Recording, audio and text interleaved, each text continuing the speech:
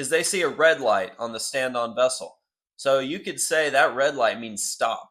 What's going on, guys? Captain Harley here from How To Boating. We have two vessels on a collision course. Which one is the stand-on? Which one is the giveaway? So the stand-on vessel is going to be the one on the starboard side. So we'll write SO for that, and we'll write GW for the giveaway vessel. So this guy right here has to move out of the way, and this guy can stay on course. Now, that doesn't exclude this guy from moving if they are at risk of a collision, so be careful for that. But a cool thing, at night, so to differentiate the giveaway versus stand-on, at night, this boat will be lit up red over here. This boat will be lit up red over here. Remember, port wine is red, so port is going to be red, your port side, and starboard is going to be green. Starboard is going to be green there. So what this vessel sees is they see a red light on the stand-on vessel.